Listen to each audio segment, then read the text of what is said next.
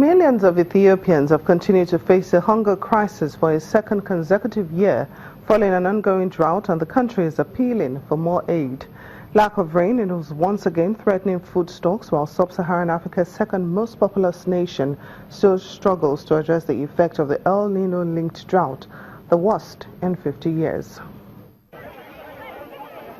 The United Nations says over 5 million Ethiopians needing food, water and emergency medical care are not receiving it due to funding shortages. The body also warns that the crisis will worsen if spring rains fail as predicted. Meanwhile, the World Food Programme says 2016 was a challenging year for Ethiopia as it felt the impact of the worst drought in 50 years. The agency has been distributing food aid to people in Harores, near the Ethiopia-Somali border in the country's southeast region.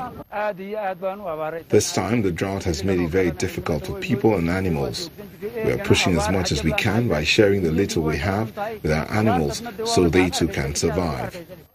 Eastern and Southern Africa were hard hit in 2016 by drought worsened by El Nino, a warming of sea surface temperatures in the Pacific Ocean that wilted crops, slowed economic growth and drove food prices higher. Humanitarian agencies say they are already short of cooking oil to distribute to hungry Ethiopians, with pulses and cereals likely to run out in the next few months.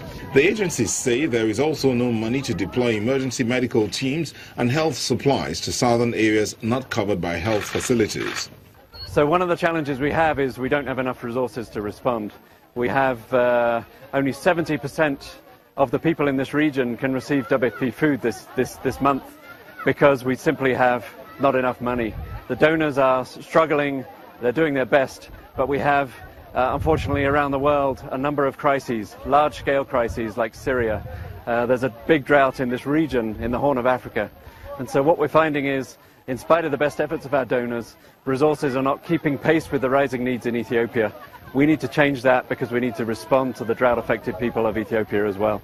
Ethiopia's latest rain failure has mainly hit southern livestock herding communities, unlike last year when hunger was worst in the north and the west. Almost 18 million Ethiopians received $1.7 billion in emergency aid in 2016, almost half of which came from the Ethiopian government.